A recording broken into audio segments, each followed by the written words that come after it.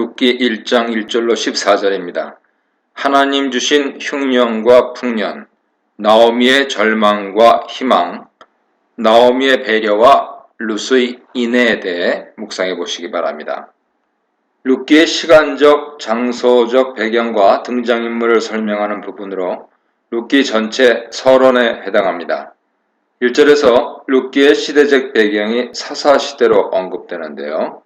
사사시대에는 타락과 구원이 반복되면서 이스라엘이 영적으로 점점 타락하게 되었고 결국 파산 상태가 되었습니다. 이렇게 룻기는 영적으로 사회적으로 매우 어둡고 혼란스러운 시대를 배경으로 하고 있죠.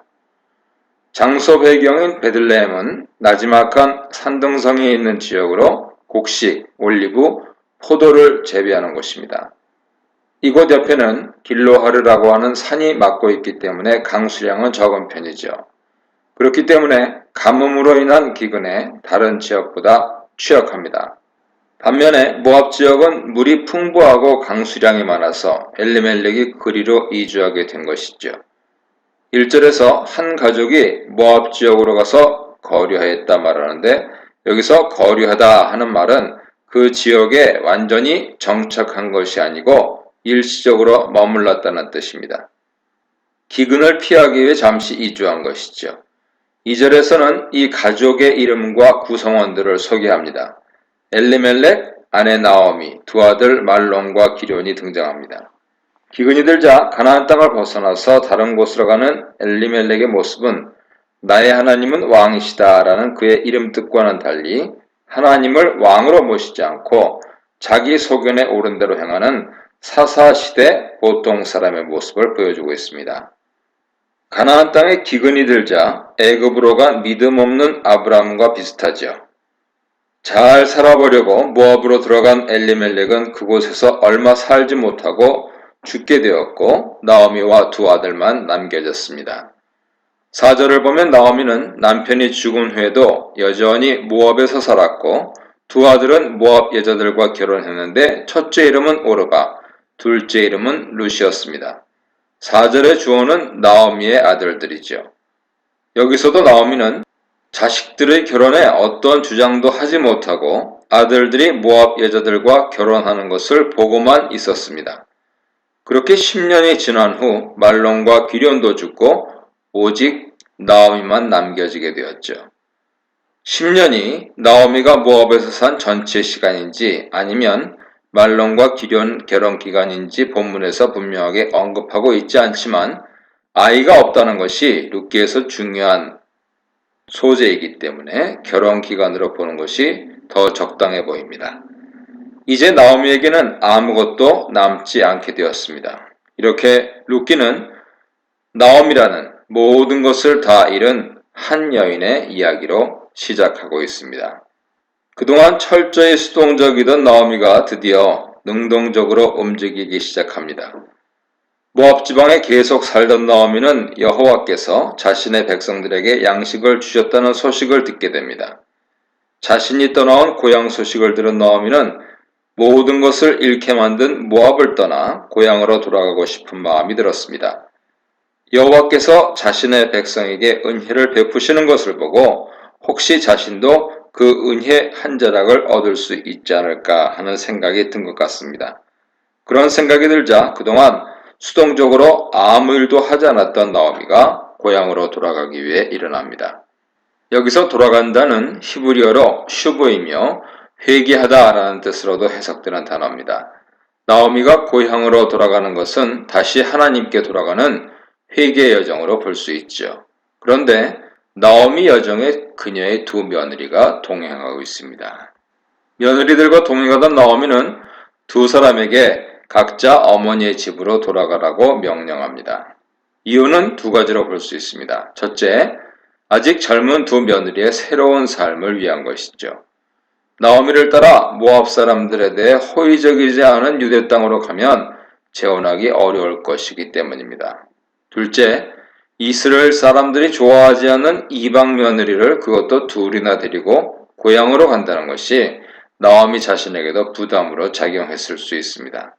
자기 한 몸을 어떻게 살아볼 수도 있겠지만 이방인 며느리 둘을 책임질 자신은 없었을 것입니다. 나오미는 그녀들에게 그동안 같이 지낸 것에 대해 고마움을 표하며 하나님의 복을 빌어줍니다. 죽은 자들과 나를 선대했다는 표현을 보면 나오미의 며느리들은 남편이 죽은 후에도 나오미와 같이 지내면서 그녀를 잘 모신 것 같습니다. 그렇기 때문에 그들이 은혜를 베푼 것처럼 여호와께서 며느리들에게 은혜를 베풀어 달라고 기도합니다. 그리고 그들이 재혼할 수 있게 해달라고 기원합니다. 여기서 각기 남편의 집에서 위로를 받게 하시기를 원하노라 해서 위로, 메노하는 기본적으로 안식처라는 뜻으로 각기 남편을 얻어 그곳을 안식처로 삼으라는 의미입니다. 이렇게 나오미는 자신 며느리들에게 좋은 혼처가 생기기를 기도한 것이죠. 하지만 며느리들은 큰 소리로 울면서 어머니와 같이 이스라엘로 가겠다며 나오미의 제안을 거절합니다. 며느리들이 거절해 나오미는 이제 그녀들을 설득하기 시작합니다. 그 설득은 매우 논리적으로 진행되는데요. 11절로 13절이 나오미의 설득으로 수사학적 기법이 많이 사용되고 있습니다. 우선 내 딸들아 라는 매우 친근한 호칭으로 그녀들을 부르죠. 나오미는 이런 수사 의문문을 통해서 자신이 나이도 먹었고 남편도 없고 혹시 임신을 한다고 하더라도 그 자녀들이 자라기를 기다리는 것을 불가능하다고 말합니다.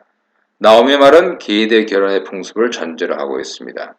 계대 결혼은 남편이 죽으면 시동생이 형수와 결혼하는 제도인데 고대 근동과 이스라엘에서 행해지던 풍습으로 일종의 과부 보호법이라고 할 수 있습니다. 그리고 또 어찌하여 남편 없이 살겠다고 결심하느냐라고 말하는데 이것은 자신을 따라가면 재혼하기 힘들기 때문에 남편 없이 평생 사는 것과 같다고 말하는 것입니다. 그러면서 결론은 감정에 호소하고 있죠. 그녀들로 인해서 자신이 더욱 마음이 아프고 힘들다는 것이죠. 두 며느리가 자신에게 짐이 되며 괴로움을 더하는 존재라고 말함으로써 옆에 있을 수 없게 만듭니다. 이런 간곡한 나오미의 설득에 두 며느리는 다시 울죠. 결국 오르바는 나오미의 말을 따르기로 결심하고 작별 인사를 했습니다. 하지만 룻은 나오미에게 매달렸습니다. 붙줬다라고 해서 룻이 나오미를 공경해서 따르는 것으로 해석하고 있지만 히브리어 나바크는 매달리다, 고수하다, 굳게 결합하다, 부착하다 하는 의미로 고집스럽게 나오미를 붙잡고 놓아주지 않는 그녀의 모습을 표현한 것입니다. 여기서 오르바와 룻은 둘 다 시어머니와 사이가 좋고 정도 많다는 것을 알 수 있죠. 하지만 오르바는 나오미의 합리적이며 감정 어린 호소에 마음을 바꿔 떠나기로 결심합니다. 그가 훨씬 합리적이며 정상적이며 관습을 따르고 성격이 순하다는 것을 보여주죠. 반면에 룻은 나오미의 설득과 호소에도 전혀 흔들리지 않고 시어머니에게 더욱 매달립니다. 그녀는 매우 고집스럽고 한번 결심한 것을 결코 바꾸지 않는 굳은 신념의 소유자로 나타나죠. 하자는 오르바의 상식적인 행동, 룻의 고집스러운 행동을 대조함으로써 룻이 시어머니를 쫓는 것은 비정상적으로 보일 만큼 매우 특별한 헌신이라는 것을 보여줍니다. 큐티라이프 김목사입니다. 룻기 1장 15절로 22절입니다. 따르는 룻, 떠나는 오르바. 나오미 하나님은 룻의 하나님, 떠들썩한 베들레헴, 시무룩한 나오미에 대해 묵상해 보시기 바랍니다. 15절 이하에서는 나오미의 권면과 룻의 고백, 나오미의 반응으로 나눌 수 있습니다. 더 이상 남편을 만들어줄 수 없다고 말하면서 간곡하게 설득했지만 곁에 남은 룻을 향해 나오미는 마지막 설득을 합니다. 동서인 오르바가 자기 백성과 신들에게 돌아갔으니 너도 돌아가라는 것이죠. 고대 사회에서는 각 민족마다 자신들이 섬기는 신들이 있었습니다. 그렇기 때문에 한 사람이 자기 고향을 떠나서 다른 지역에서 그 민족의 일원으로 살게 되면 원래의 신을 버리고 새로운 지역신을 섬기는 것이 보편적인 일이었습니다. 따라서 나오미는 룻에게 모압인으로서 신앙을 지키며 그곳에서 살라고 말한 것이죠. 즉 자신을 따라 나선다면 룻은 자기 신을 떠나는 것임을 환기시켜 준 것입니다. 이러한 나오미의 설득에 드디어 룻이 입을 열어 자신의 단호한 결심을 말합니다. 룻의 말에 담긴 16, 17절은 이별할 수 없다. 살아서도 함께. 그리고 중간에 신앙 고백, 그리고 다시 죽어서도 함께, 그래서 끝으로 이별할 수 없다. 이렇게 말을 하고 있는 것이죠. 루키 전체에서 룻의 의지와 성격이 가장 잘 드러나고 있습니다. 룻은 시어머니에게 제발 돌아가라고 부탁하지 말아달라고 합니다. 나오미가 자신을 돌려보내기를 간절히 원하며 매우 애쓰고 있다는 것을 안 것 같습니다. 그 후 룻은 나오미와 함께하겠다는 결심을 5번이나 강조해서 표현합니다. 위의 구절을 보면 이별할 수 없다고 밝힌 후에 살아서 어머니와 헤어질 수 없고 시모가 가는 곳에 같이 가고 머무는 곳에 같이 머물겠다고 다짐합니다. 이에 대응되는 곳에서 죽어서도 어머니와 헤어질 수 없고 어머니가 죽는 곳에서 자기도 죽고 그곳에 묻히겠다고 말합니다. 가운데 어머니 백성이 나의 백성이 되고 어머니 하나님이 나의 하나님이 될 것이라고 고백하면서 신앙을 고백하죠. 이 부분이 가장 핵심적인 룻의 신앙 고백입니다. 여호와의 벌을 받겠다는 맹세로 자신의 결심을 나타내는 것으로 끝납니다. 룻은 나오미와의 동행을 여호와의 이름으로 맹세함으로써 그녀가 보여줄 수 있는 최대 결심을 보여준 것이죠.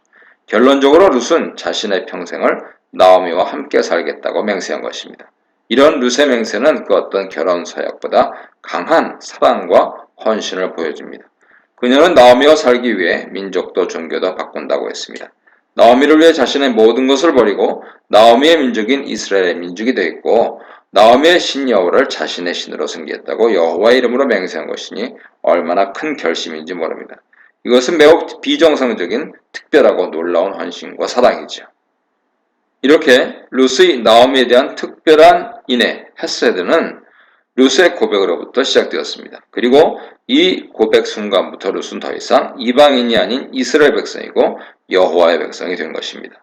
신에선 언약의 핵심은 나는 너의 하나님이 되고 너는 나의 백성이 되는 것인데 이제 룻은 자신이 여호와의 백성이 되겠다고 했기 때문입니다. 그러므로 룻의 이 고백은 구약 역사상 가장 놀라운 이방인의 신앙 고백인 것이죠. 그리고 이런 룻의 강한 결심과 고백에 나오미는 룻을 설득하기를 멈춥니다. 여기서 우리는 룻과 나오미의 사이적 고부관계를 볼 수 있는데 어느 한쪽의 일방적인 헌신이나 배려가 아닌 상호간의 배려와 헌신이 잘 나타나 있습니다. 나오미는 어른으로서 같은 여자로서 젊은 나이에 과부가 된 며느리들을 배려하여 친정으로 돌아가 재혼을 하라고 권합니다. 그녀의 말 속에는 며느리들이 좋은 남편 만나서 새로운 인생을 살기 원하는 진심이 담겨 있었습니다. 그리고 며느리들도 늙은 시모를 홀로 보낼 수 없어 같이 가기를 진심으로 원했습니다. 다만 오르반은 시어머니의 간절한 요청을 받아들여서 친정으로 돌아간 것이고 룻은 상식적으로 이해할 수 없는 헌신을 한 것이죠. 모압을 출발한 나오미와 룻은 드디어 베들레헴에 도착합니다. 모압에서 베들레헴까지는 110에서 160km 정도 여정으로 대략 7일 정도 걸렸을 것입니다. 나오미가 베들레헴으로 들어가자 그녀로 인해서 온 성읍은 흥분했고 소란스러웠습니다. 그들은 늙고 초라하게 돌아온 나오미를 보며 이 사람이 나오미냐라고 말하는데 몰라서 묻는 질문이 아니고 그녀의 엄청난 변화에 대한 놀라움을 표현한 것이죠.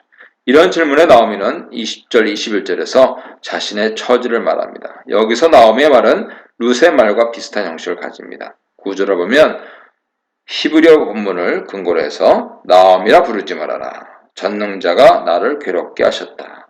중간에 내가 풍족하게 나갔으나 비어들어왔다. 대꾸로 어찌 나를 나오미라 부르냐. 전능자가 나를 괴롭게 하셨다. 하는 구절을 갖고 있습니다. 이 구절을 보면 가운데 그녀의 현재 상태를 중심으로 동일한 말들을 반복하고 있죠. 이런 구절을 통해서 그녀는 현재 자신이 텅 빈 상황이 여호와 때문이라는 것, 그리고 쓰리고 아픈 마음, 그것을 표현하고 있는 것입니다. 나오미의 말도 룻처럼 나오미라 부르지 말라는 부정명령으로 시작합니다. 그녀는 나오미 대신 자신을 마라라고 부르라고 요청합니다. 나오미란 이름은 원래 기쁨, 사랑스러움이란 뜻을 갖고 있는데 자신의 상태는 전혀 그렇지 못하니 대신에 쓴 괴로운이란 의미의 단어 마라라고 부르라고 한 것이죠. 이름을 통해서 나오미는 자신의 괴롭고 어려운 처지를 잘 표현하고 있습니다. 그리고 자신의 이름을 바꿔야 하는 이유를 전능자이신 하나님께서 자신의 인생을 쓰게 만드셨기 때문이라고 설명합니다. 그리고 가운데 부분에서 인생이 쓰게 된 이유를 설명하지요. 풍성하게 나갔던 그녀가 텅 비어서 돌아오게 되었기 때문입니다. 그녀는 베들레헴을 나갈 때 남편과 두 아들과 함께 나갔지만 돌아올 때는 남편도 아들도 상속자도 하나 없이 이방인 며느리 하나만 데리고 돌아온 것입니다. 고대 사회에서 아들이나 상속자가 없는 과부는 기업, 즉 땅을 가질 수 없어서 생계 유지가 어려웠으니 텅 비었다는 말이 전혀 과장은 아닙니다. 나오미가 자신의 불행의 원인을 여호와로 본 것은 인간의 모든 생사 화복이 여호와의 손에 달려있다고 생각했기 때문입니다.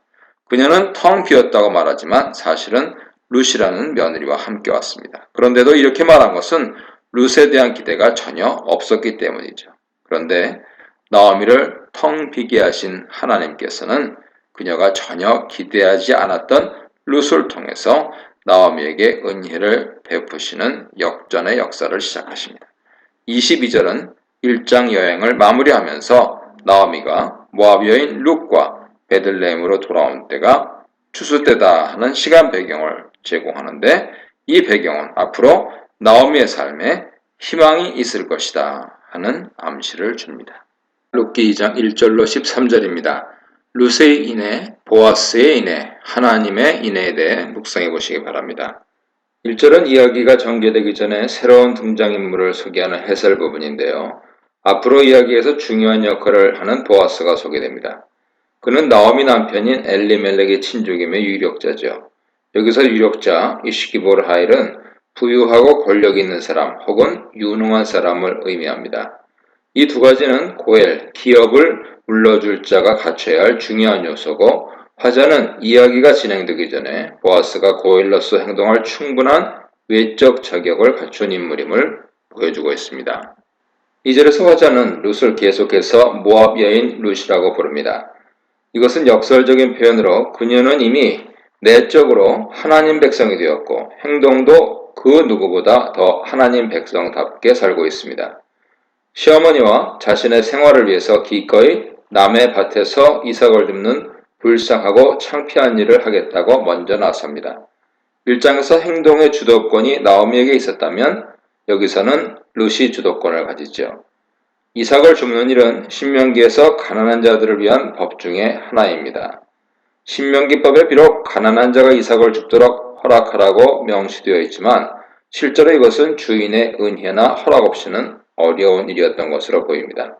룻은 매우 공손하게 나오미에게 이삭을 주우러 나가겠다고 알린 뒤 이삭을 주우러 다닙니다. 3절은 시간상으로 며칠 동안의 일을 말하고 있는지는 분명하지 않지만 하루 일을 말하고 있는 것은 아닙니다. 룻은 나가서 추수꾼들의 뒤를 쫓아다니며 이삭을 주었습니다. 이렇게 여기저기서 일을 하다 하루는 우연히 엘리멜렉의 친족인 보아스의 밭에 오게 된 것이죠. 본문에서는 우연이라는 말을 일부러 사용하고 있는데 이를 통해서 하나님이 역사하고 있음을 표현하기 위해서입니다.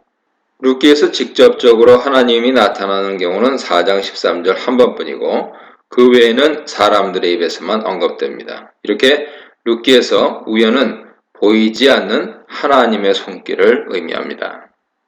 4절로 7절은 보아스가 룻을 발견하고 그녀에 대해 알아보는 장면입니다. 룻이 보아스의 밭에 왔을 때 마침 보아스가 자신의 밭에 등장합니다. 여기서 화자는 흰내를 사용해서 둘의 만남이 매우 놀라운 우연이라는 것을 강조하고 있습니다.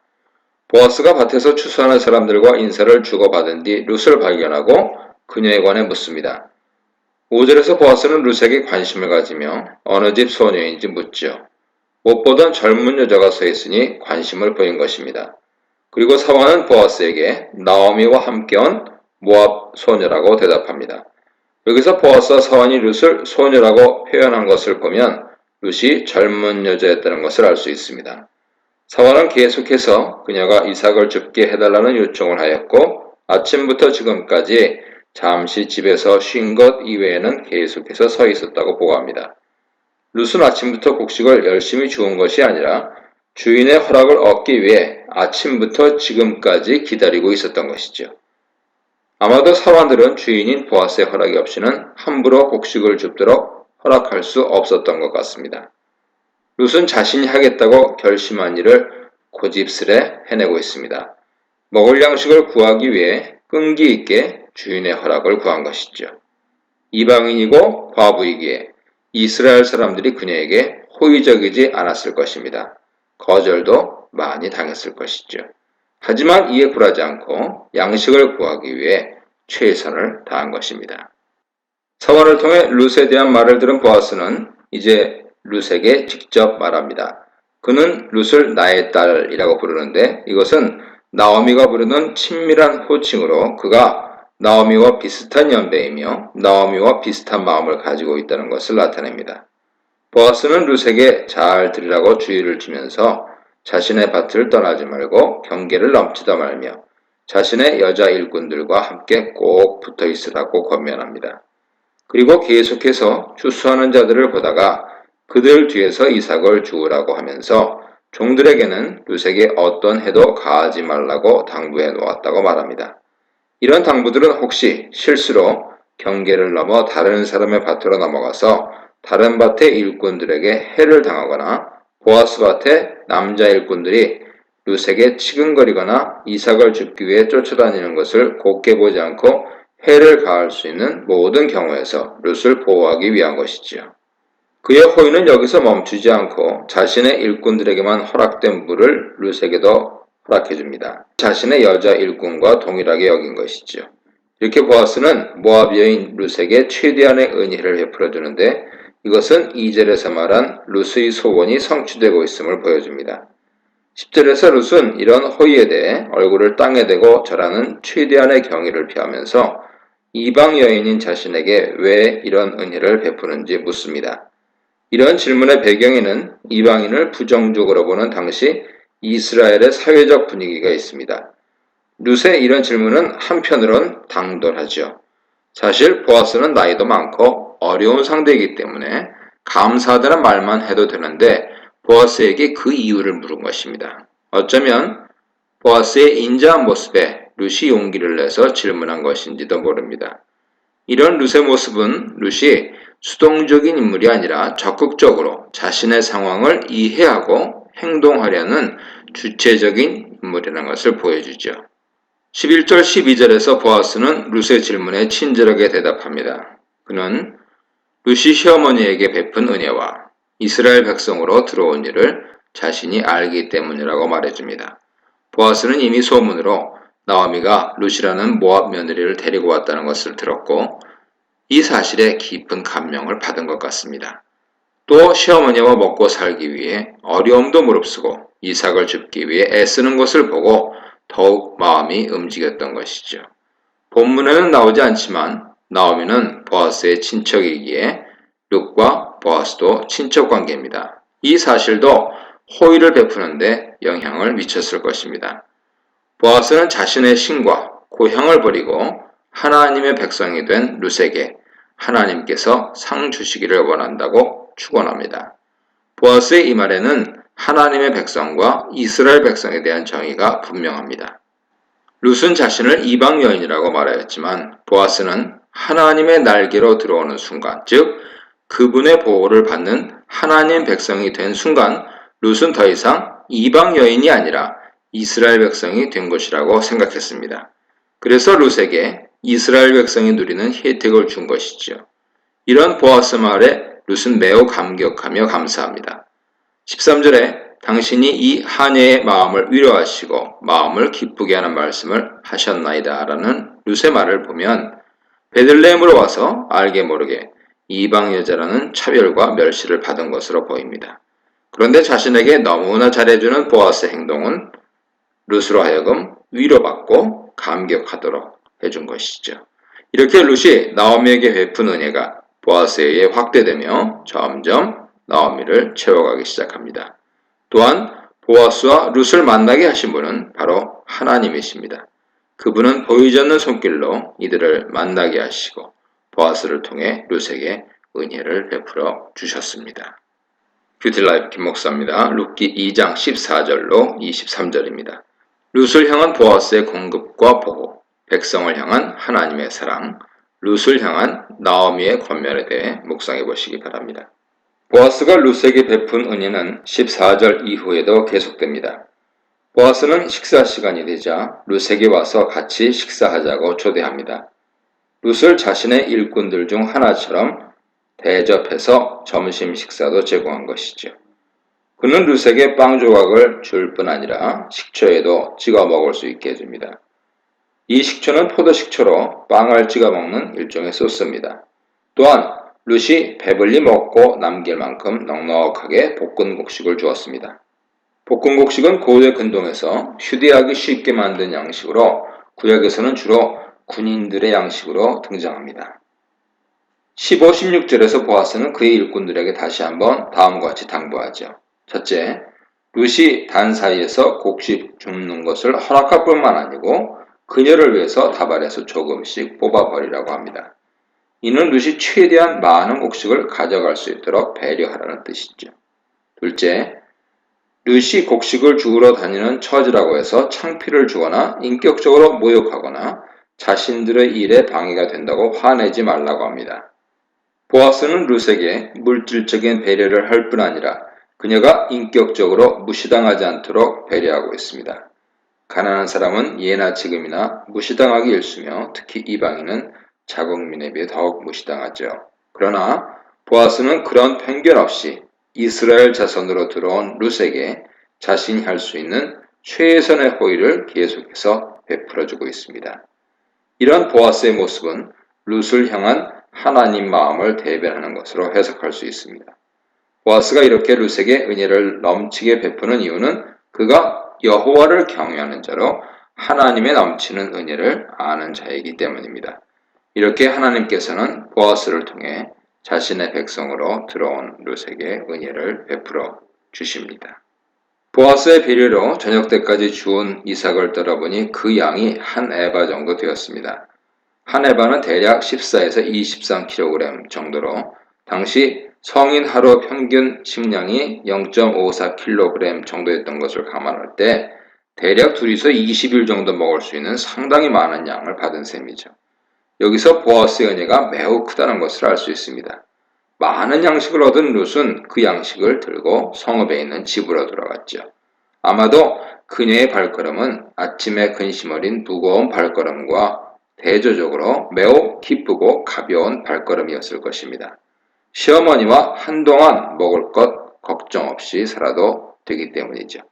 룻은 집에 돌아가자마자 자랑스럽게 자신이 주운 것을 보여드리고 자신이 점심때 먹고 남긴 것을 모두 시어머니께 드립니다. 아마도 룻은 점심에 먹고 남은 것을 시어머니를 생각해서 모두 싸서 돌아온 것으로 보입니다. 여기서도 시어머니에 대한 룻의 지극한 사랑을 볼 수 있지요. 룻이 가져온 곡식의 양이 생각보다 훨씬 많은 것을 보고 나오면 상당히 놀란 것 같습니다. 그녀는 오늘 어디서 주었느냐, 어디서 일을 하였느냐는 반복 질문을 통해서 놀라움을 표현하고 있습니다. 누군가 룻에게 큰 은혜를 베풀지 않고서는 이렇게 많은 양의 곡식을 가져올 수 없었기 때문이죠. 그리고 이런 호의를 베푼 이에게 하나님의 복을 빌어주는 일을 잊지 않습니다. 아무것도 없는 나오미는 자신이 유일하게 할 수 있는 방법으로 보답한 것이죠. 룻은 시어머니의 질문에 맞춰 일하게 한 사람의 이름이 보아스임을 밝힙니다.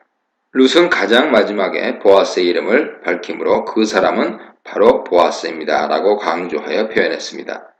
나오미는 룻을 돌본 사람이 보아스라는 것을 안 순간 다시 한번 여호와의 이름으로 복을 빌어주면서 그 이유를 보아스가 살아있는 자와 죽은 자에게 은혜 베풀기를 그치지 않았기 때문이라고 말합니다. 이 말은 1장 8절에서 나오미가 룻과 오르바에게 축복한 말과 거의 같습니다. 여기서 산자와 죽은 자에 대한 은혜라는 것은 죽은 친척을 기억하여 그들이 남겨놓은 가족인 과부들을 돌보는 것을 의미하죠. 나오미가 이렇게 말한 이유는 보아스가 나오미와 룻이 친척이라는 것을 알았기에 그래서 이렇게 은혜를 베푼 것으로 생각했기 때문입니다. 보아스가 기업 물을 자라고 해서 이렇게 은혜를 베풀 의무는 없습니다. 하지만 기꺼이 호의를 베풀어 주었기 때문에 나오미는 다시 한번 감사하며 복을 빈 것입니다. 나오미는 자신의 며느리에게 호의를 베푼 사람이 보아스라는 말을 들었을 때 믿을 수 없는 우연에 상당히 놀랐을 것입니다. 보아스는 가까운 친척으로 고엘이었기 때문이지요.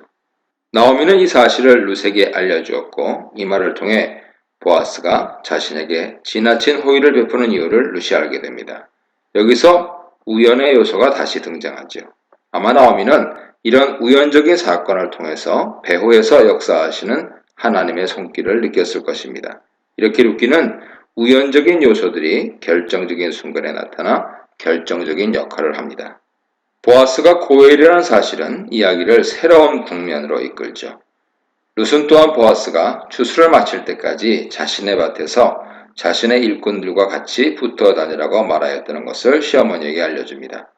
이 말을 들은 나오미는 룻이 다른 밭에서 혹시라도 어려움을 당하지 않도록 보아스가 배려했다는 것을 알았고 그녀도 보아스의 말대로 하라고 말합니다. 여기서 보면 룻을 염려하는 시어머니와 보아스의 마음이 이심전심으로 통하고 있다는 것을 알 수 있습니다.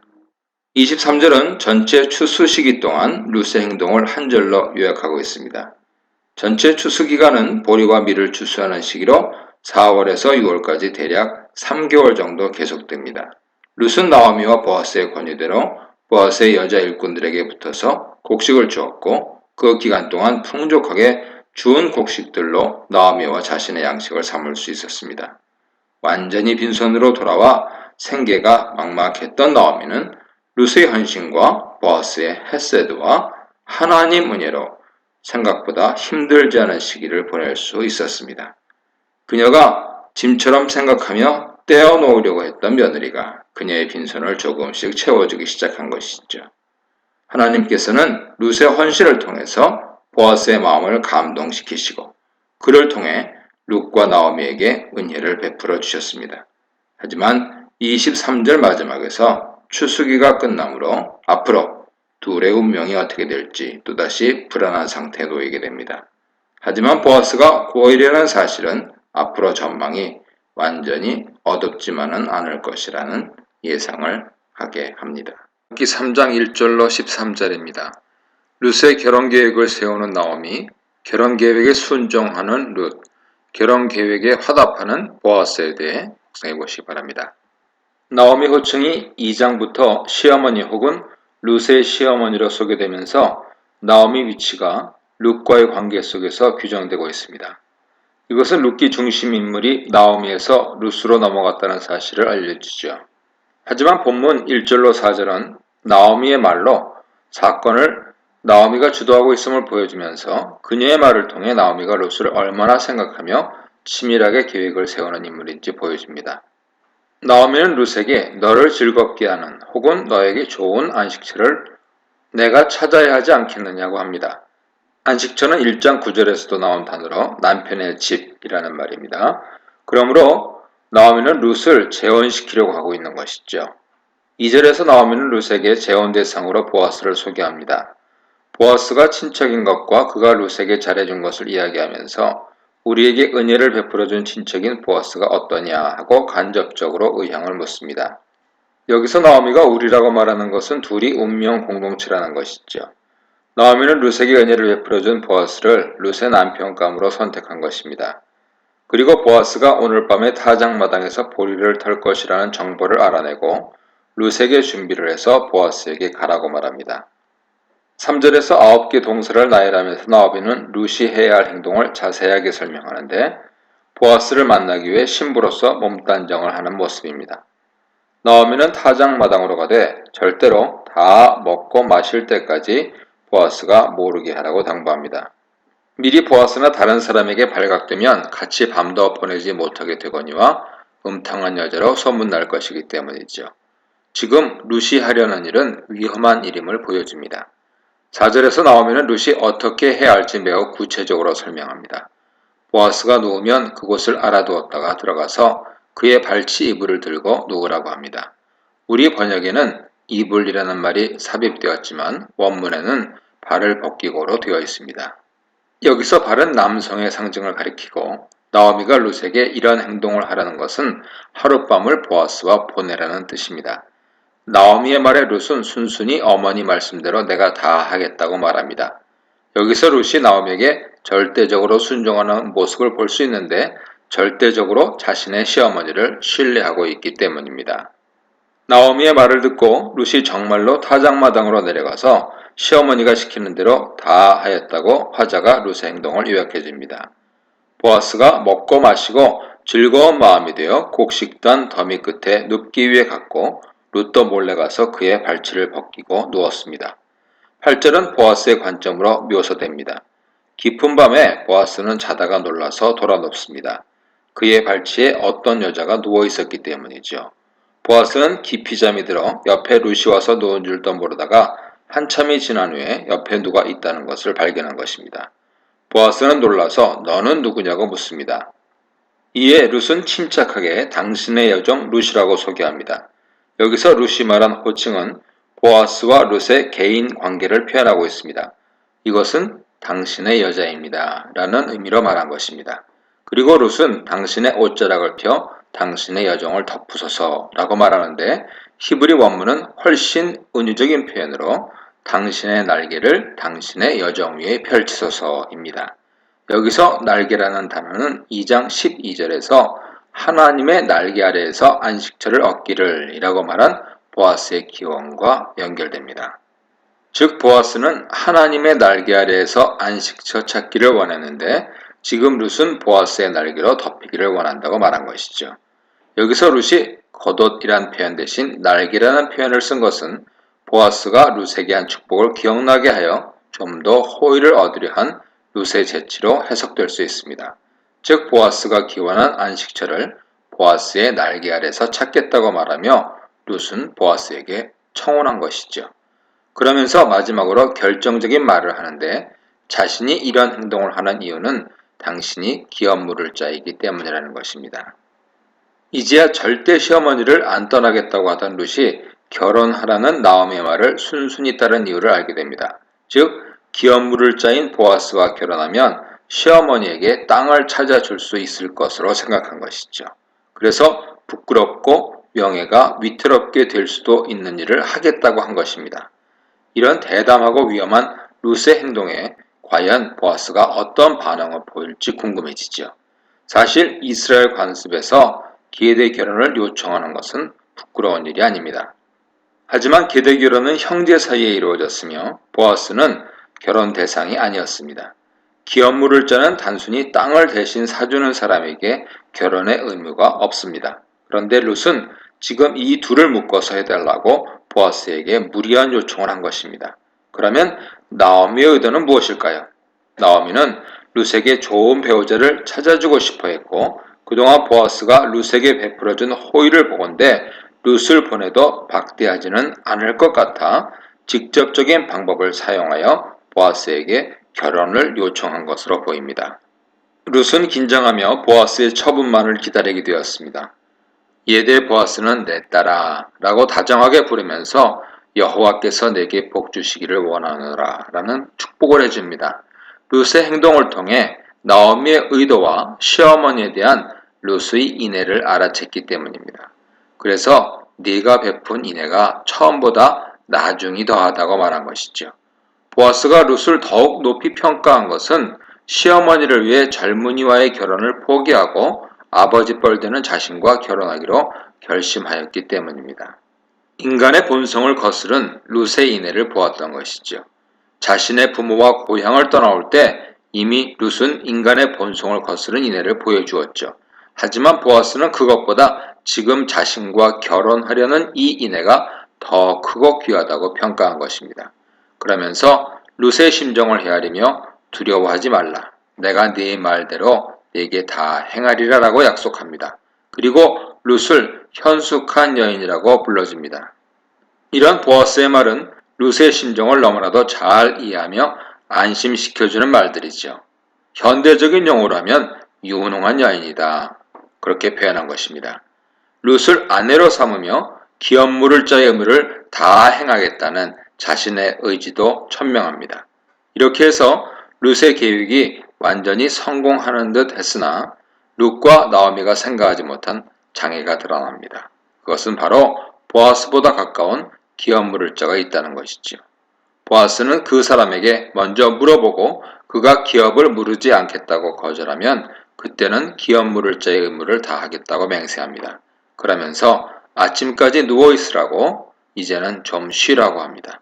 아직은 한밤중 힘으로 돌아가기 어렵기 때문에 잠시 쉬라고 13절 앞뒤로 권면하고 있는 것입니다.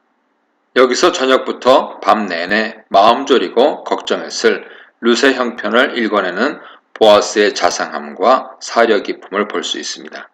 이 장면에서는 표면적으로 하나님이 전혀 언급되고 있지 않습니다. 하지만 나오미, 룻, 보아스의 행동들 속에서 하나님 백성들이 서로 어떻게 돕고 사랑하고 배려해야 하는지를 너무도 잘 보여주고 있습니다. 그리고 이렇게 하나님 말씀을 따라 서로 사랑할 때 후에 보아스 가문에 베풀어 주신 것처럼 하나님께서는 우리가 생각지도 못한 큰 은혜를 베풀어 주실 것입니다. 뷰티라이프 김목사입니다. 룻기 3장 14절 18절입니다. 양식을 채워보내는 보아스, 하나님 때를 기다리는 나오미에 대해 묵상해 보시기 바랍니다. 자신이 할 수 있는 모든 일을 한 룻은 보아스의 말대로 새벽까지 그의 발치에 누워 있었습니다. 여기서는 어떤 성적 의미도 없는 단순히 쉬거나 잠을 자기 위한 행동이죠. 들치고라는 단어가 빠져있는 것을 통해 알 수 있습니다. 룻은 자다가 사람들이 서로 알아보기 어려운 새벽 미명에 일어났습니다. 그리고 보아스는 일어난 그녀에게 사람들이 여자가 타작마당에 들어온 것을 알지 못하게 하라고 당부합니다. 이것은 아무에게도 들키지 말고 조용히 돌아가라는 의미로 보아스는 끝까지 룻의 명예에 신경 쓰고 조심하게 합니다. 또 겉옷의 보리를 6번 되어 룻에게 쥐어주고 성읍으로 들어갔습니다. 젊은 여자가 어깨에 짊어지고 갈 정도면 적지 않은 양으로 보입니다. 룻이 돌아오자 시어머니는 자초지종을 묻습니다. 어떻게 되었느냐로 번역하지만 원문은 너는 누구냐입니다. 이것은 나오미가 룻임을 몰라서 묻는 질문이 아니죠. 바로 뒤에 내 딸아라는 혹격이 따라오기 때문입니다. 룻에게 어떤 일이 일어났는지를 묻는 질문이죠. 계획이 성공하여 보아스의 아내가 되었냐고 물은 것이죠. 이에 룻은 보아스가 자기에게 한 일을 나오미에게 다 들려주는데 청중이 알지 못했던 부분까지 말해줍니다. 앞에서는 보아스가 아무 말 없이 보리를 주었다고만 표현하는데 여기서는 시어머니에게 빈손으로 가지 말라는 말을 전함으로써 보아스가 룻에게 보리를 준 이유를 설명한 것이죠. 앞에서 생략한 정보를 지금 제공하는 지연법을 사용하면서 반복을 피하고 좀 더 극적인 재미를 더하고 있습니다. 보아스가 보리를 준 이유는 나오미에게 자신이 룻과 결혼할 의사가 있음을 간접적으로 피력하기 위함입니다. 여기서 빈손이란 단어는 1장 21절에서 비어 돌아오게 하셨다에 사용된 단어입니다. 나오미의 텅 빈 상태가 보아스에 의해 점점 채워지고 있음을 간접적으로 알려주죠. 이제 나오미는 보아스의 생각을 분명히 알게 되었고 룻에게 일이 어떻게 될지 알기까지 앉아있으라고 합니다. 보아스가 일이 성취되기 전까지 쉬지 않을 것이기 때문입니다. 여기서 앉다와 쉬지 않다가 대조를 이루는데 이제 룻이 할 일은 다 했으니 가만히 결과를 기다리는 일만 남은 것이죠. 그 사람이 오늘 이 일을 성취하기 전에는 쉬지 아니하리라 하는 것은 보아스에 대한 나오미의 절대적 신뢰를 보여줍니다. 이런 나오미의 모습은 궁극적으로는 보아스 뒤에 계시는 하나님께 모든 것을 맡기는 태도입니다. 하나님께서 자신의 인생을 쓰게 만드셨다고 했던 나오미는 룻기 4장 1절로 22절입니다. 희생을 거부하는 한 기업물을 짜 한 가정을 살리고 채운 보아스의 인해, 한 가정을 살리고 채운 룻의 인해, 한 시대를 살린 하나님의 인해에 대해 묵상해 보시기 바랍니다. 룻을 집으로 보낸 뒤 보아스는 다른 곳으로 가지 않고 바로 성문으로 갑니다. 조금도 지체하지 않고 룻과의 결혼 문제를 결정짓기 위해서죠. 성문은 고대 사회에서 중요한 재판 결정들이 이루어지는 장소입니다. 그곳에서 보아스는 마침 그곳을 지나가는 기업물을 자를 불러 앉힙니다. 여기서도 우연의 요소가 나타나며 보이지 않는 하나님의 손길이 역사하고 있다는 것을 보여줍니다. 구약에서 어떤 사람을 소개할 때 이름은 중요한 요소 중 하나인데 여기서 기업물을자 이름이 언급되지 않았다는 것은 보아스와 대조되는 역할에 그칠 것임을 보여줍니다. 보아스의 주도로 장로회가 열리게 되었습니다. 보아스는 장로들 앞에서 기업물을자에게 부른 이유를 설명합니다. 이어서 나오미를 소개하며 모압 지방에서 돌아온 여자로 우리 형제인 엘리멜렉의 소유지를 팔려고 한다고 합니다. 나오미가 모압 지방에서 남편과 아들을 잃고 돌아왔다는 것을 모든 베들레헴 사람들이 알고 있었습니다. 그런 나오미가 남편의 땅을 팔려고 내놓았다고 말합니다. 하지만 땅을 판다는 것은 일반적인 매매와는 다릅니다. 이스라엘에서 땅은 매매 대상이 아니기에 단지 땅에 대한 사용권만이 오고 갈 수 있습니다. 신명기 법에서 땅의 경계표를 옮기지 말라 하였기 때문이죠. 다만 기근이나 궁핍하게 될 경우 곡식을 얻고 몇 년 동안 사용권을 넘길 수 있었습니다. 하지만 이것도 중간에 돈을 갚을 수 있거나 다른 친척이 대신 갚아주면 땅을 찾을 수 있었습니다. 이때 땅값을 대신 지불해주는 사람이 기업을 물을 자며 이 경우 땅은 원래 주인에게 돌아가게 됩니다. 하지만 이렇게 땅을 되사줄 사람이 없으면 되찾아오지 못하다가 안식년에 돌려받거나 그래도 안되면 희년에 되찾을 수 있습니다. 그러므로 여기서 땅을 판다는 것은 사용권을 도로 가져오게 하는 일이었습니다. 4절에서 보아스는 증인들과 장로들 앞에서 그 기업 물을 자의 권리가 그 사람에게 있다는 것을 알려주었습니다. 그리고 그에게 그 권리를 행사할 의사가 있는지 그가 거절하면 자신이 그 다음 사람이라고 알려줍니다. 기업 물을 권리는 가까운 친척이 우선권을 갖기 때문이죠. 이에 대해 가까운 친척은 자신이 모르겠다고 대답합니다. 이 경우 나오미에게는 상속자가 없으므로 사용권을 찾아오는 기업 물으는 자에게 땅이 돌아가게 되죠. 구약에서 땅은 아들이나 딸에게 상속되고 아내나 며느리에게는 상속되지 않기 때문입니다. 이런 대답에 보아스는 한 가지 조항을 더 말하죠. 나오미에게서 사용권을 사는 것은 곧 죽은 자의 아내 룻에게서 사는 것이고 그러면 그 기업을 죽은 자의 이름으로 세워야 할 것이라고 합니다. 즉 땅을 되찾아 죽은 자 곧 룻의 남편의 이름으로 기업을 세워야 한다고 합니다. 여기서 룻에 대한 호칭이 달라집니다. 이전까지 룻은 모압 여인 혹은 나오미의 며느리로 불렸지만 여기서는 죽은 자의 아내, 즉 말론의 아내로 불립니다. 이것은 그녀에게 땅에 대한 권리가 있다는 것을 알려주는 것이며 이것은 땅을 되찾아 룻의 가문에 돌려주라는 것이죠. 그런데 룻에게 땅이 가게 하려면 기업 물을 자가 룻과 결혼하여 아들을 얻게 해주어야 합니다. 이것이 죽은 자의 기업을 그의 이름으로 세우는 계대 결혼 제도의 조항이죠.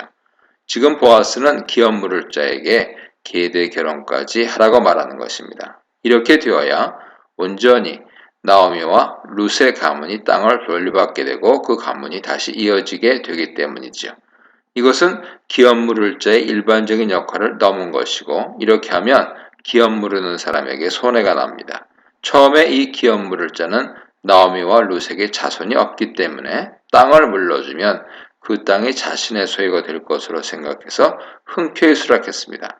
땅 매매가 안 되는 이스라엘에서 땅을 늘릴 수 있는 절호의 기회였기 때문이죠. 그런데 자신이 땅을 찾아 나오미와 룻에게 주어야 한다고 하니 이를 거절한 것입니다. 여기서 자신이 물으지 못하겠다는 것을 두 번이나 말하여 강조하고 권리를 보아스에게 넘깁니다. 기업 물을 자가 자신의 권리를 포기하자 보아스는 드디어 룻과의 약속을 지킬 수 있게 되었습니다. 기업 물을 자의 행동과 보아스의 태도를 비교할 때 우리는 보아스의 자비가 상식을 뛰어넘는다는 것을 알 수 있습니다. 보아스는 기꺼이 자신의 손해를 감수하면서 법조항을 뛰어넘는 헌신을 보여준 것이죠. 보아스는 형제가 아니기 때문에 계대 결혼을 할 의무가 없습니다. 하지만 기업 물으는 법과 계대 결혼법을 주신 하나님의 의도를 정확히 알고 시행하려고 애쓴 것이죠. 두 법 모두 가난한 친척들이 하나님께서 주신 기업을 이어나가게 하기 위한 법이라는 것을 잘 이해하고 있던 보아스는 이런 하나님의 원래 의도를 실천하기 위해 법을 뛰어넘는 실천을 한 것입니다. 7절은 화자의 설명으로 이전에는 권리를 물으거나 교환을 확정하기 위해 신을 벗어서 그의 이웃에게 주어 증명을 하는 관습이 있었다고 말합니다. 신 벗는 관습은 여기를 제외하고는 신명기 25장 9절에 유일하게 나오는데요. 거기서는 계대 결혼을 거절한 사람의 신을 벗기고 침을 뱉고 형제의 집을 세우길 즐겨하지 않는 자라고 하면서 이스라엘 내에서 신벗기움을 받은 자의 집이라고 불리게 하라고 하였습니다. 이 신명기 문맥에서는 의무를 행하지 않은 형제에게 수치를 주라는 것입니다. 이런 수치스러움의 상징이 지금의 룻기 문맥에서 단지 자신의 의무를 보아스에게 양도한 징표로 사용됩니다. 여기서 자신의 물을 권리를 남긴 사람을 자신의 의무를 행하지 않은 나쁜 사람으로 평가할 필요는 없습니다. 그는 보통 사람의 모습을 대변하고 있습니다.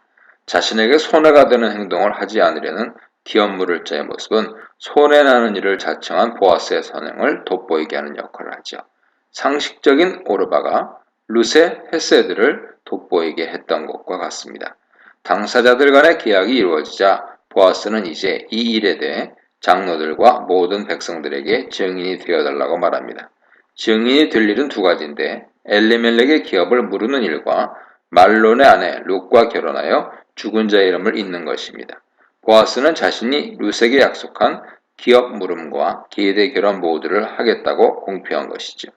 증인들은 자신들이 이 모든 일의 증인이 되겠다고 말하므로 이 모든 계약에 공증까지 해줍니다. 덧붙여 여호와께서는 보아스와 룻을 축복해 주시기를 기원합니다. 룻에게는 이스라엘 집을 세운 라헬과 레아처럼 되기를 기원하여 주었습니다. 여기서 라헬과 레아는 야곱의 두 아내로 야곱에게 12명이나 되는 많은 아들을 낳아주어서 이스라엘 민족의 시조가 된 여인들이죠. 즉 룻에게도 아이를 많이 낳고 한 가문을 든든히 세우는 위대한 어머니가 되기를 기원한 것입니다. 보아스에 대해서는 에브랏에서 유력하고 베들레헴에서 유명하기를이라고 기원했는데 에브랏은 원래 베들레헴의 한 지역 혹은 작은 부족이지만 여기서는 평행법을 사용해서 베들레헴과 동의어로 사용되고 있습니다. 유명하게 되다는 직역하면 이름을 부르다로 여기서는 문맥상 명성을 얻다라는 의미입니다. 세 번째는 보아스에게 상속자를 주시라는 기원인데 아직 룻이 젊다는 것을 강조하면서 그녀를 통해 다말이 유다에게 베레스를 낳아준 것처럼 상속자를 낳아주길 기원합니다. 이것은 의미심장한 예로서 유다와 다말의 결혼도 보아스와 룻의 결혼처럼 변형된 계대 결혼이었고 보아스와 룻처럼 나이 차이도 많았던 데 착안한 것입니다. 거기서 태어난 베레스 가문이 가장 강성하게 된 것처럼 계대 결혼으로 태어난 보아스와 룻의 자손도 번영하라 기원한 것이죠. 이런 백성들의 기원에는 보아스의 행동에 대한 칭찬이 담겨 있습니다. 특히 룻과 계대 결혼을 한 것을 보아스의 넘치는 자비로 보고 이런 계대 결혼을 하나님께서 기뻐하시고 그 결혼에 큰 복을 주시길 기원한 것입니다. 결국 보아스와 룻은 결혼했고 여호와께서 임신하게 하셔서 룻이 아들을 낳았습니다. 여기서 처음으로 여호와의 개입이 명시적으로 언급됩니다. 그동안은 암시적으로 나타났을 뿐 화자는 하나님을 언급하지 않고 우연이라는 말로 하나님의 개입을 표현했는데 이제 하나님께서 룻에게 아들을 주셨다고 분명하게 말하고 있습니다. 이것을 통해서 지금까지의 모든 역사가 하나님의 섭리라는 것을 알 수 있습니다. 이렇게 룻과 보아스의 자비에 하나님께서는 아들로 응답해 주셨습니다. 아무리 보아스가 넘치는 사랑으로 룻과 결혼을 하더라도 하나님께서 룻과 보아스에게 아들을 주시지 않았다면 나오미는 결국 아무것도 얻지 못했을 것입니다. 하지만 결정적으로 하나님께서 룻에게 아들을 주심으로 나오미가 가슴에 아들을 안을 수 있었고 남편의 기업을 다시 돌려받을 수 있게 된 것이지요. 이제는 베들레헴 여인들이 나오미에게 노래를 불러주는데 이 노래는 1장 19절에 나오미의 비극적이고 초라한 모습을 보고 시끄럽게 떠들며 하던 말과는 완전히 다릅니다. 이들은 이제 나오미에게 축복의 노래를 불러줍니다. 여인들은 노래에서 여호와가 나오미에게 이제는 기업 물을 자가 없게 하지 않으셨다 찬양하면서 그의 이름이 이스라엘 가운데서 유명하게 되기를 기원하였습니다. 13절과 16절에 아기가 언급되기 때문에 14, 15절은 아기에 대한 축복으로 보는 것이 자연스럽습니다. 이 아기를 기업 물을 자 혹은 구속자로 묘사한 것은 땅을 되사는 역할을 말하는 것이 아니라 가족의 연약한 지체를 돌보는 사람이라는 일반적인 의미로 사용한 것입니다. 그리고 그의 이름이 유명하게 되라는 것은 백성들이 보아스를 칭송할 때 썼던 표현과 동일합니다. 아버지가 유명한 것처럼 아들도 그렇게 되기를 기원한 것이죠. 그리고 생명의 회복자, 노년의 봉양자는 같은 의미를 반복적으로 말한 것으로 그 아기로 인해 나오미의 텅 빈 삶이 다시 풍성하게 되었음을 말합니다. 룻에 대해서는 7 아들보다 귀한 며느리라고 칭송합니다. 룻이 나오미에게 베푼 헌신 때문이죠. 7 아들은 이상적인 숫자로 7 아들보다 귀하다는 것은 룻에 대한 최고의 찬사죠. 이렇게 룻기는 여인들의 노래를 맨 앞과 맨 뒤에 둠으로써 나오미의 텅 빈 상태와 충만한 상태의 대조적인 면을 잘 드러내주고 있습니다. 나오미가 아기를 품에 안아 양육자가 되므로 그는 영적으로, 정서적으로, 경제적으로 모두 풍성해졌습니다. 특이하게 이 아기의 이름은 어머니도 아버지도 나오미도 아닌 이웃 여인들이 지어줬습니다. 이것은 처음에 여인들이 나오미가 아니냐 하고 그녀의 이름을 부른 것과 유사함을 갖고 있죠. 이웃 여인들은 이 아이를 철저히 나오미와 연결시켜 나오미의 자손으로 부르고 있습니다. 여인들의 말은 법률적이거나 공식적인 의미라기보다는 나오미 한 사람에게 초점을 맞추어 나오미의 충만함, 즉 룻을 통해 받은 하나님의 은혜를 강조하고 있는 것이죠. 그리고 아이의 이름도 나오미를 부양한다는 의미인 오벳이라고 소개합니다. 여기까지가 비공식적인 여성들의 세계이고 여성들의 관점이고 이제 이 오벳을 다윗까지 연결시킴으로써 오벳의 의미를 공식적으로 그리고 민족적으로 확대하며 이야기를 끝맺고 있습니다. 즉 이런 연결은 룻이 나오미에게 개인적으로 베푼 헤세드가 보아스로 인해서 확대되며 이스라엘을 사사시대의 혼란에서 구하고 왕정을 확립하여 명실상부한 국가로 세운 다윗을 통해서 온 이스라엘에 퍼져나가게 되었음을 보여주고 있습니다. 18절 이하는 중심 이야기 뒷부분에 붙은 에필로그로 다윗의 족보를 소개합니다. 다윗의 족보는 게드의 결혼으로 얻은 유다의 아들 베레스로 시작하여 다윗에서 끝납니다. 비록 오벳이 당시에는 나오미의 손자로 그 가문의 기업을 이었겠지만 성경 족보는 철저히 혈연을 따르고 있기 때문에 보아스의 아들로 기록합니다. 이런 이유로 베레스도 유다의 아들로 기록되죠. 이 족보의 기능은 크게 2가지로 볼 수 있습니다. 첫째는 룻의 헤세드가 온 민족에 퍼져나갔음을 다시 한번 보여줍니다. 둘째는 사사기와 사무엘을 연결하는 기능을 하죠. 하나님께서는 가장 영적으로 어두운 시대, 도덕적으로 타락한 시대, 이방 여인 룻의 헌신을 통해서 새 시대를 열 다윗을 준비하고 계셨던 것이죠. 한 사람의 믿음의 행동이 세상을 바꾸는 디딤돌이 될 수 있음을 보여줍니다. 룻이라는 젊은 모압 과부로 인해 이스라엘이 하나님 왕국으로 세워질 수 있는 기틀이 마련된 것처럼 말이죠.